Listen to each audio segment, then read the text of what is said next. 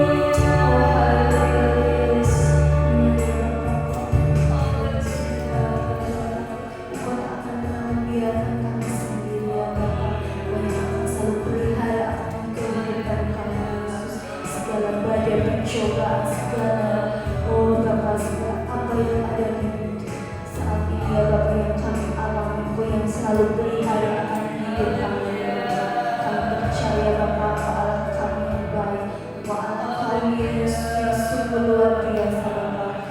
Bapa boleh mujizat dari dulu sekarang sampai hari ini kami mau percaya akan tetap sama ya Bapa. Oh haleluya Yesus, haleluya. Kami mengucap syukur Bapa buat segala kasih anugerah Yesus. Haleluya Yesus, haleluya. Amin. Amin. Puji nama Tuhan. Kita mau yakin, kita mau percaya Allah kita ada Allah yang baik, karena Dia Allah yang mau selalu pelihara di dalam kehidupan kita, karena kita adalah anak-anak Allah, kita anak yang disayang oleh Allah. Kita akan pujikan dengan pujian sayang-sayang disayang.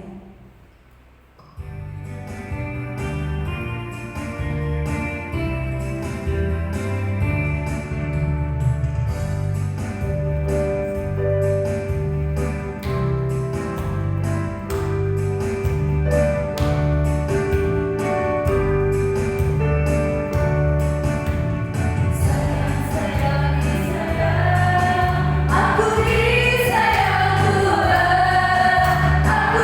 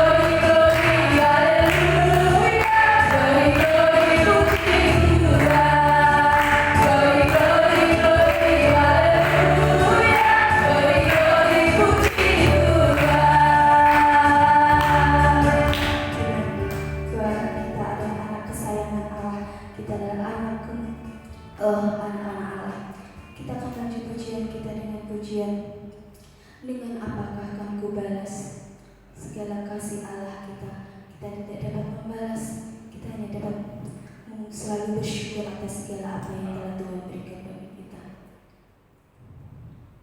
Kau Allahku yang setia, Bapa yang mulia. Cuma seorang untuk bangkit berdiri.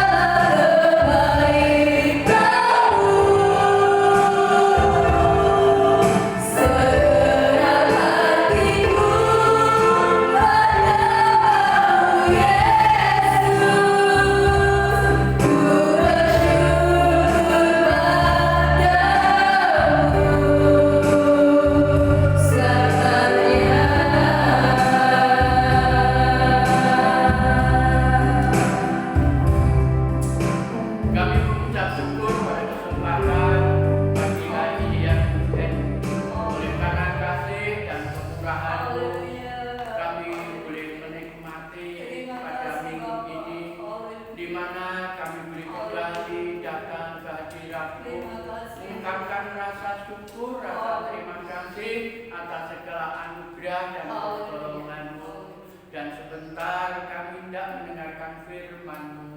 Biarlah firman Allah menjadi kekuatan bagi kami, menjadi penghiburan bagi kami, meneguhkan akan kehidupan kami di hari-hari yang akhir ini.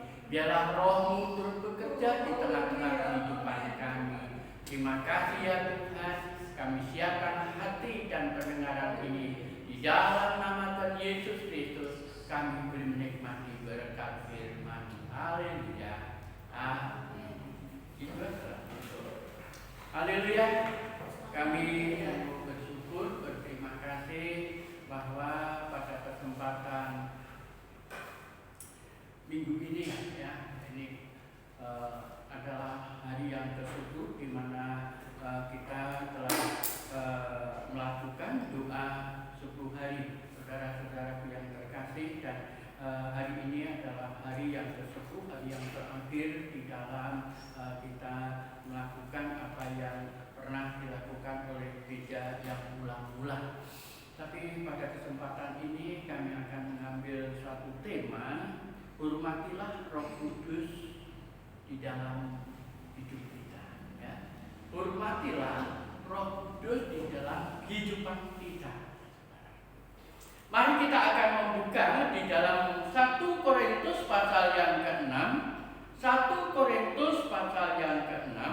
Kita akan baca bersama-sama 1 Korintus pasal yang ke-6 ayat 19 dan ayat yang ke-20. Kami rindu untuk kita yang hadir pada saat hari ini, kita akan membaca. Jika yang ada di rumah juga mengikuti suatu pembacaan ini.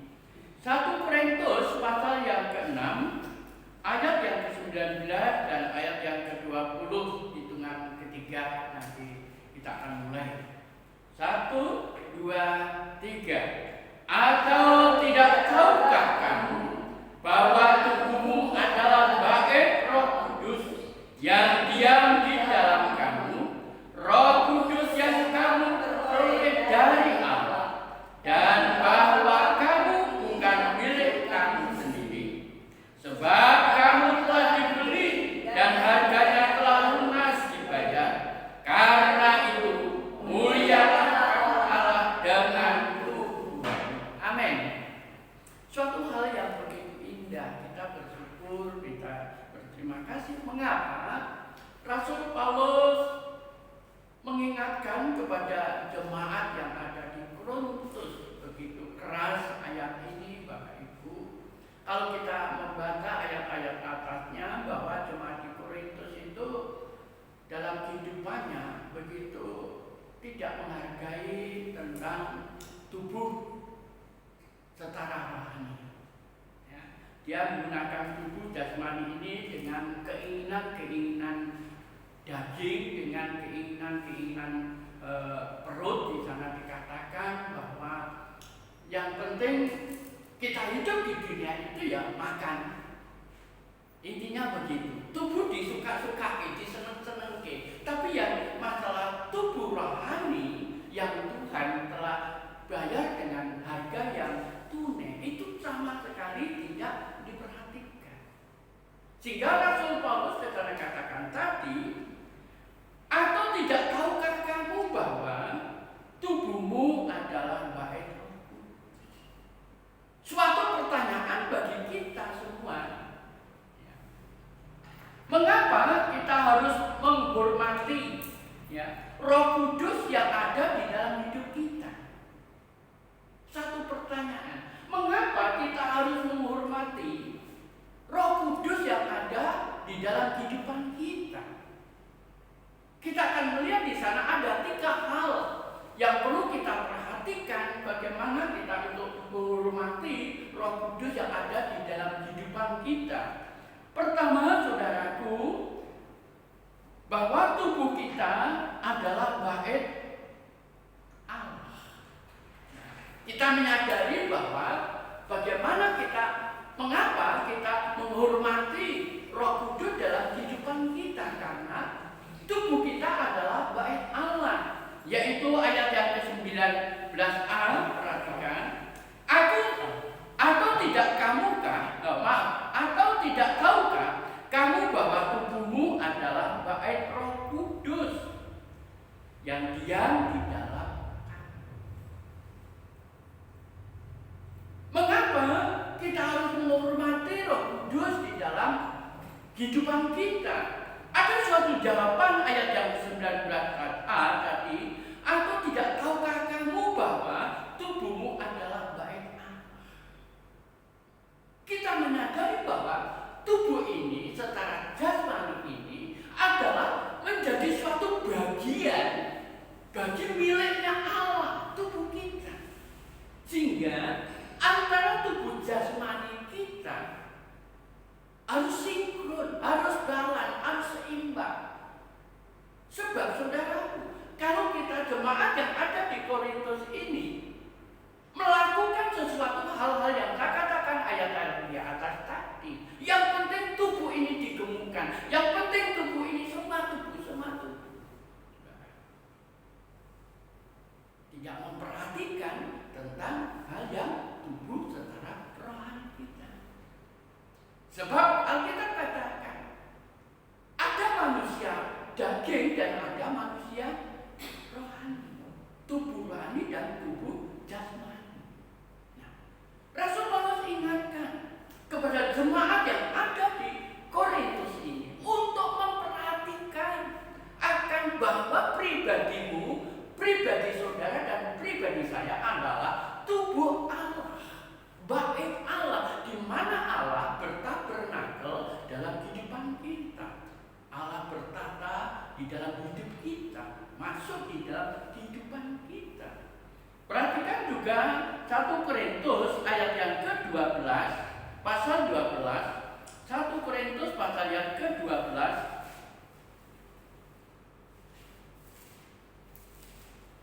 1 Korintus pasal 12 ayat yang ke-21, perhatikan. Ya, ayat yang ke-27. Kamu semua adalah tubuh Kristus dan kamu masing-masing adalah anggotanya. Kita ini adalah tubuh Kristus, masing-masing menjadi satu, memiliki peran menjadi anggota. Betapa kita begitu bersyukur, berterima kasih kalau Allah Roh Kudus ada di dalam kehidupan kita. Kita menjadi bagian daripada tubuh Kristus yang masing-masing itu menjadi satu anggota. Dan anggota itu memiliki suatu peranan masing-masing tidak sama. Peranan mata tidak sama dengan peranan tangan dan sebagainya dan sebagainya. Tapi bagaimana mata itu menjadi mata yang berkenan kepada Allah. Mulut ini juga menjadi bagian dari anggota tubuh Kristus dan menjadi berguna bagi Allah. Yang artinya keseluruhan ini, hidup ini, tubuh ini diatur, dipimpin oleh Roh Kudus. Bukan lagi yang saya katakan di depan tadi dipimpin oleh keinginan-keinginan tubuh secara jasmani.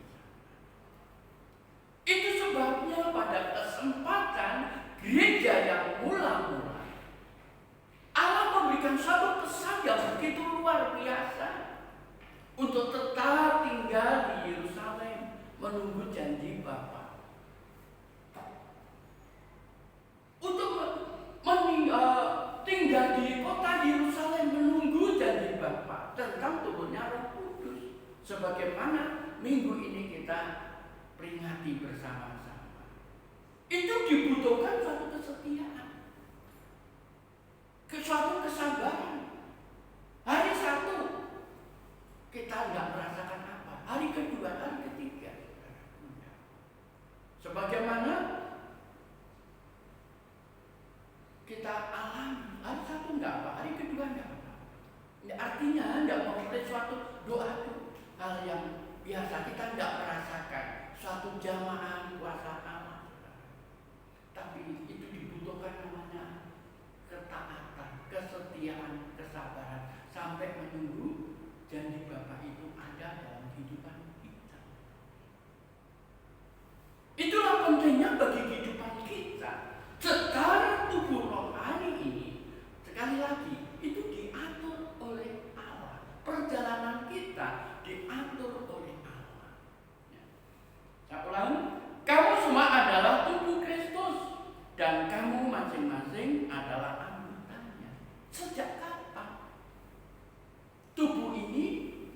menjadi baiknya Allah.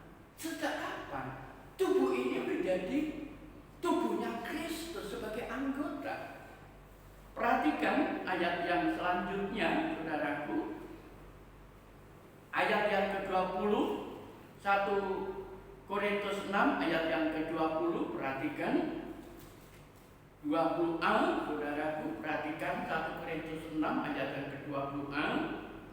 Sebab kamu telah dibeli dan harganya telah lunas dibayar.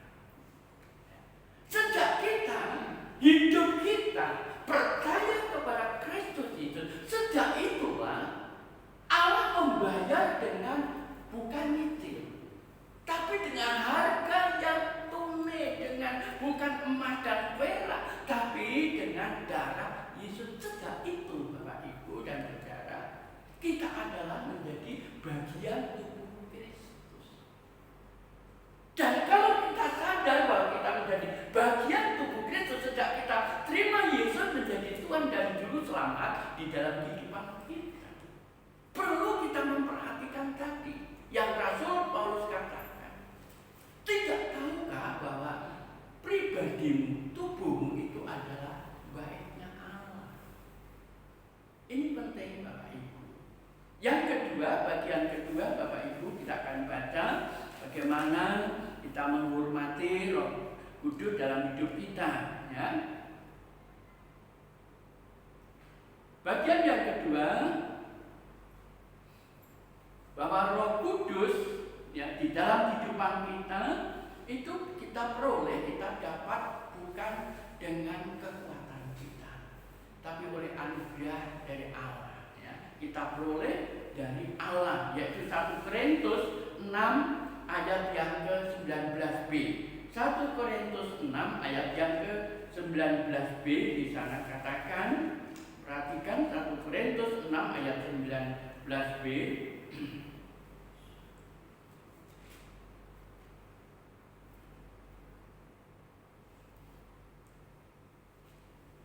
Perhatikan.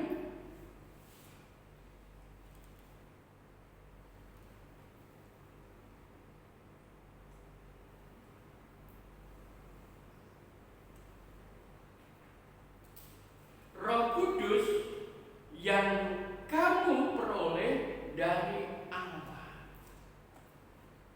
Roh Kudus yang kita peroleh bukan dari jerih payah kita, tapi oleh anugerah kita, kemurahan kita yang kita peroleh dari Allah, bukan dari manusia, bukan dari organisasi, tapi dari Allah. Itulah kita harus menghargai bahwa Roh Kudus itu diberikan oleh Allah, dan kita peroleh sebagaimana yang saya katakan di depan tadi, memiliki ketaatan, kesabaran, ketekunan dan sebagainya. Itu kita peroleh melalui doa kita, saudara-saudara. Puji bagi nama Tuhan. Di tengah-tengah kondisi situasi seperti saat ini, saudara, kita bersyukur. Kita dilatih oleh Allah. Ada rencana Allah, saudara, untuk menghadapi kesulitan, kesukaran yang lebih besar. Alkitab katakan demikian. Dan sejak kita saat ini dilatih oleh Allah, kita harus menurut sama Sang Komandan. Sebab kalau kita tidak menurut, kita akan gagal. Itulah kita perlu bersyukur, kita perlu berterima kasih. Tadi kami share mulai tadi pagi sudah baik di grup wilayah maupun grup persekutuan hamba-hamba Tuhan. Kami bersyukur, kami berterima kasih. Minggu ini tanggal 31 kita gereja-gereja boleh mengadakan ibadah di gereja, tapi dengan standar protokol kesehatan. Puji bagi nama Tuhan. Tadi malam kami baru ngomong dengan beberapa jemaat yang sore nanti kita akan sampaikan di tempat ini, kita rapat bicara. Karena ada suatu standar-standar yang harus kita ikuti. Kita dikatakan bahwa kita harus hidup yang baru, hidup yang menyesuaikan, saudara, supaya kita tidak kena dampak daripada virus itu. Itu sebabnya, saudaraku, kita ikut sama Tuhan apa yang menjadi maunya Tuhan di dalam kehidupan kita. Kadang-kadang maunya Tuhan itu nggak masuk akal di dalam pikiran kita, betul. Tapi kalau itu kita setur dengan Allah, Allah akan menyatakan, Allah akan mengirimkan sesuatu yang begitu luar biasa dalam hidup kita. Itu sebabnya kita bersyukur bahwa kita tadi katakan bahwa ini Roh Kudus itu kita peroleh dari Allah. Ada suatu perjuangan para murid saat itu untuk memperoleh Roh Kudus yang dari Allah. Dia berjuang 10 hari, saudaraku. Dia bertekun, dia berserah hati, saudara. Yang namanya berserah hati, saudaraku, itu enggak gampang, itu enggak mudah. Sebab apa? Berserah hati itu memiliki satu tujuan yang sama, memiliki suatu arah yang sama. Ini perlu, saudaraku yang terkasih, gereja Tuhan, gereja Yesus Kristus sebagai kepala gereja memiliki suatu kesehatian dalam kita doa, saudara. Saya sudah sering hampir 2 bulan, saudaraku, kami ambil bagian doa rantai bagi majelis daerah yang wilayah-wilayah dan persekutuan gereja-gereja Pentakosta, saudaraku. Saya di grup dari kami ambil jam 11 malam sampai jam 24. Waktu itu kami sendiri. Ternyata waktu itu Pak Panjaitan di Lombok jam 10 sampai jam 11. Dia bebas, saudaraku. Jam 11 sampai jam 12 malam. Itu jalan 1 bulan. Ini lagi hamba Tuhan dari Jepara, Pak Daud pun, dia juga ambil bagian itu jam 2. Sejak itu saya katakan lewat WA, saudara, grup sering kami ingatkan, malam umpan kami harus mari siap-siap kita masuk dalam doa rantai jam 23, jam 24. Dia katakan, mari Pak Yohanes, Pak Daud, kita satukan hati untuk kita doa rantai bergumulan tentang virus itu, saudara. Kita banyak bergumul di sana supaya gereja kembali pada ibadah di mana sebagaimana pagi hari. 2 bulan kami terus menerus lakukan, tidak pernah lelah, saudara, karena kesehatian. Ada yang mengingatkan, sering kali mengingatkan juga, sering Pak Panjaitan, Pak Daud juga mengingatkan. Kadang kalau tubuh ini bisa karena capek, saudara, aduh berat. Tapi di saat kami komitmen itu, saudara, ada kekuatan yang baru. Ada kekuatan yang baru untuk kita berdiam diri di bawah kaki Allah. Karena ada beban yang kami rasakan bagi bangsa ini. Terlebih juga akan kerohanian anak-anak Tuhan, di mana kita menyembah kepada Yesus Kristus. Kita sadari bahwa Roh Allah kita peroleh dari Allah, bukan dari siapa-siapa. Yang terakhir, saudaraku, atau kita lebih baca lebih dahulu Kisah Rasul pasal yang ke-13, tolong Mbak Anggi baca Kisah Rasul pasal yang ke-13 ayat yang ke-43. Karena kasih karunia, kita hidup menurut kasih karunia Allah, dipimpin oleh Allah. Kisah Rasul pasal yang ke-13 ayat 43. Kisah Para Rasul pasal 13 ayat 43. Demikian firman Tuhan. Setelah selesai ibadah, banyak orang Yahudi dan penganut-penganut agama Yahudi yang takut akan Allah mengikuti Paulus dan Barnabas. Kedua rasul itu mengajar mereka dan menasihati supaya mereka tetap hidup di dalam kasih karunia Allah. Amin.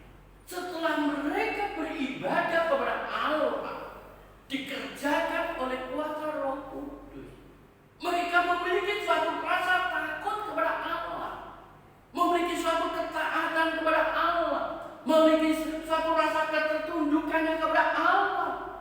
Dan yang hidup, Rasul Paulus dikatakan untuk melakukan kehidupan dengan kasih karunia Allah. Artinya memelihara apa yang Tuhan percayakan, yang taruh dalam hidup kita. Itulah Roh Kudus untuk terus dipelihara dan dipelihara. Sebagaimana tubuh jasmani kita, kita pelihara. Tubuh apa kesukaannya, makan apa, itu tubuh kita pelihara dengan makan minum. Rohani kita, tubuh rohani, tubuh baik Allah ini juga perlu dipelihara sesuai dengan apa yang Tuhan mau di dalam kehidupan tubuh rohani kita, baik Allah kita. Supaya itu akan bertumbuh, artinya memiliki suatu hubungan pribadi kita dengan Allah begitu dekat. Itu hubungan, itu kebutuhan untuk memelihara hidup ini supaya kita seturut dengan kasih karunia Allah. Hidup mengalir itu nggak gampang, saudara. Di saat kita menghadapi gelombang, apakah kita mengeluh? Apakah kita letih? Apakah kita undur dan sebagainya? Tapi kita ingat, hidup di dalam kasih karunia Allah. Allah itu tidak pernah meninggalkan kita. Allah menyertai apapun yang kita hadapi. Allah tidak pernah meninggalkan kita. Kita ingat perjalanan umat Israel di tengah kesulitan padang gurun. Toh Allah pelihara. Coba Bapak Ibu bayangkan, selama 40 tahun mereka berada di padang gurun. Dia tidak pernah pakai baju yang namanya baru. Dia pakai baju apa aja, tapi tidak pernah rusak. Kasurnya tidak pernah rusak. Itulah pemeliharaan Allah. Setiap pagi Allah sedia. Tidak kurang cara Allah menolong di tengah-tengah kesulitan hidup kita.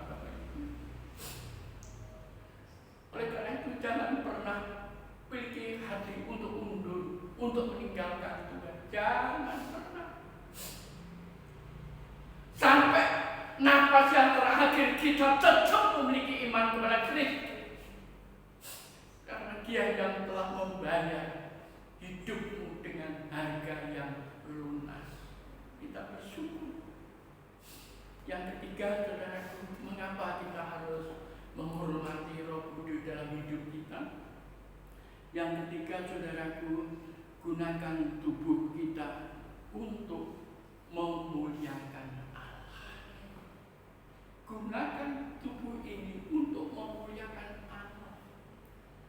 Ayat yang ke-20, kalau Mbak Giba baca 1 Korintus 6 tadi, ayat yang ke-20b.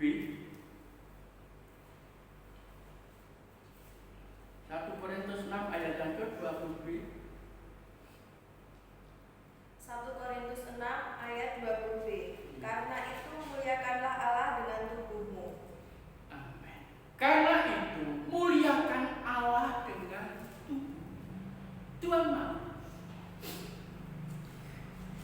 kita memuliakan Allah dengan tubuh kita. Bagaimana caranya? Orang akan tertarik. Dulu saya awal mengenal Kristus, saya mengamati, saudara. Waktu kami di Salatiga, saya ada beberapa teman karena kepengen masuk ke gereja, nggak ada yang membimbing, nggak ada yang nolong, saudaraku. Kita punya inisiatif, ayo kita masuk ke gereja itu. Bagaimana caranya? Betul, pagi kami jamaah sudah ke Ayani, saudaraku. Kami lihat orang pakaiannya rapi, pakai sepatu, itu yang kami amati. Itu yang menjadi daya tarik. Di situ ada apa? Timbul suatu pertanyaan. Artinya apa? Kita memiliki suatu tubuh ini kita dapat. Kalau kita punya pakaian, bukan harus yang baru, tapi pakaian yang rapi. Orang lain akan tertarik, bisa tertarik, saudaraku. Namanya bukan orang Kristen itu pakaiannya nggak kumpul-kumpul, walaupun itu bukan baru. Sekali lagi, walaupun itu tidak harus, tapi dipakai dengan pakaian yang baik, yang digosok dan sebagainya. Itu sangat menarik. Artinya orang tertarik kepada Kristus kadang-kadang Tuhan itu pakai, baik yang lewat penginjilan, baik lewat kehidupan kita. Muliakanlah Tuhan, perhatikan. Karena itu muliakanlah Allah dengan tubuhmu. Tubuh kita secara jasmani ini dipakai oleh Allah. Bagaimana kita memiliki sikap sebagaimana yang saya katakan di depan tadi. Mata kita menjadi mata yang berguna bagi banyak orang. Tangan kita menjadi tangan yang berguna bagi banyak orang. Kaki kita menjadi kaki yang berguna bagi banyak orang. Lidah mulut kita juga berguna bagi banyak orang. Artinya untuk memuliakan Tuhan di sana. Perhatikan, karena kalau kita mau memuliakan tubuh ini, itulah kata Rom pasal 12 ayat yang 1. Tolong Pak ini.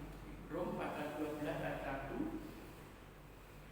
Tentang tubuh ini, perhatikan. Rom 12 ayat yang pertama. Roma 12 ayat 1. Karena itu saudara-saudara, demi kemurahan Allah, aku menasihatkan kamu supaya kamu mempersembahkan tubuhmu sebagai persembahan yang hidup, yang kudus dan yang berkenan kepada Allah. Itu adalah ibadahmu yang sejati. Oleh karena itu, saudara, menasihatkan. Paulus katakan, pakai tubuhmu menjadi satu persembahan yang hidup. Persembahan yang hidup itu adalah sesuatu yang dapat bergerak, yang memberikan suatu nilai tambah bagi banyak orang. Bukan menjadi kekacauan, tidak. Orang dekat merasa tenang, damai, tentram. Orang dekat merasa nyaman menjadi persembahan. Itu menjadi suatu hal ibadah yang sejati, bukan ibadah yang pura-pura. Ketok ayam ternyata enggak. Itu Tuhan mau. Tubuh sekali lagi, baik Allah ada di dalam pribadi kita. Allah ada di dalam kita. Kita perlu, saudara, memberikan waktu, kesempatan seluas-luasnya untuk Roh Kudus berkarya dalam hidup kita. Bukan pakai pola akal kita dan sebagainya, tapi biarlah Roh Kudus menuntun kita. Roh Kudus memegang kita supaya kita tidak tersesat di jalan ini, di dunia ini. Mari Bapak Ibu yang saya kasihi, ada 3 hal tadi, perhatikan untuk kita dapat menghormati, yaitu Roh Kudus yang ada di dalam hidup kita. Yang pertama tadi, saudaraku yang terkasih, bagaimana, mengapa kita harus menghormati akan tubuh ini, Roh Kudus dalam kehidupan kita? Karena kita sadar bahwa pribadi kita adalah baik Allah. Yang kedua, saudaraku, Bapak, Roh Kudus kita peroleh, kita dapat bukan dari siapa-siapa, tapi dari Allah. Dan yang ketiga, untuk dapat memuliakan Allah dengan tubuh ini, muliakanlah Tuhan, supaya menjadi berkah bagi banyak orang. Biarlah di tengah-tengah hari-hari ini, Bapak Ibu, orang banyak yang susah, bingung, tapi berbahagialah kita, orang-orang percaya. Di tengah-tengah situ, saudara tidak menjadi bingung, itu artinya juga menjadi berkat bagi mereka. Orang-orang bimbang, orang-orang ketakutan, tapi ada di tengah-tengah mereka, kita tetap tenang, tetap senyum. Itu bagian menjadi berkat. Suatu hal yang Tuhan taruhkan dalam hidup ini, kita kembangkan dan kita kembangkan yang arahnya untuk kemuliaan bagi nama Tuhan. Tuhan memberkati. Puji bagi nama Tuhan. Mari kita akan bangkit berdiri, kita nyanyikan satu pujian. Peganglah tanganku yang tolong juga. Terima kasih. Mari kita bangkit berdiri. Peganglah tanganku, Roh Kudus.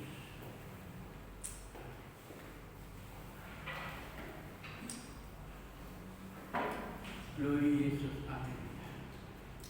Haleluya.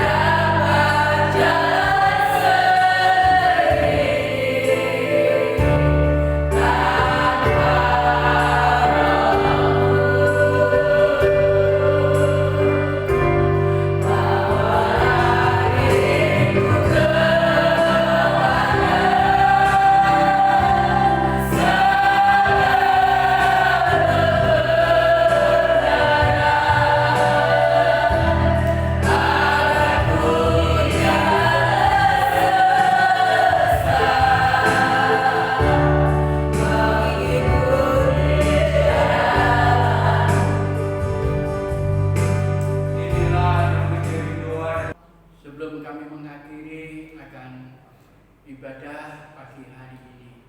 Hamba berdoa bagi seluruh jemaat-jemaatmu, gereja-gerejamu yang ada di Kabupaten Grobogan. Kami berterima kasih Engkau Allah yang baik, sehingga Engkau mendengarkan akan seruan doa-doa kami hamba-hamba dan umat-umatmu. Kalau pada mulai saat ini kami boleh diperkenankan kembali untuk kami beribadah di tempat gereja sebagaimana hari-hari yang lalu, waktu-waktu yang lalu. Itu semua adalah anugerah dan pertolongan-Mu. Mengucap syukur kami, mengucap terima kasih kehadiran-Mu. Itulah kebaikan-kebaikan Allah yang kami rasakan. Terima kasih Tuhan. Juga hamba berdoa bagi bangsa dan negara kami. Mari Tuhan, Engkau lawat mulai dari pemerintahan pusat, provinsi, kabupaten, kota, bahkan sampai desa. Tuhan, Engkau tolong kami. Engkau turun tangan untuk menolong setiap kesulitan-kesulitan yang dihadapi oleh bangsa kami. Matamu tertuju bagi bangsa kami.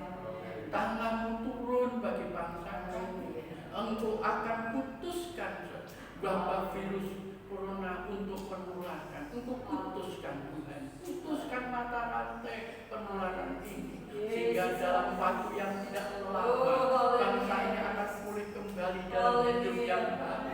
Untuk pulihkan ekonomi bangsa kami, untuk pulihkan hubungan bangsa kami, untuk pulihkan kekeluargaan bangsa kami. Terima kasih Tuhan, terima kasih. Saudara-saudaraku yang terkasih, terimalah berkat damai dan sejahtera dari Allah Bapa surga, serta kasih Tuhan Yesus Kristus di dalam persekutuan Roh Kudus, mulai sekarang sampai Maranatha, Tuhan Yesus datang kali yang kedua.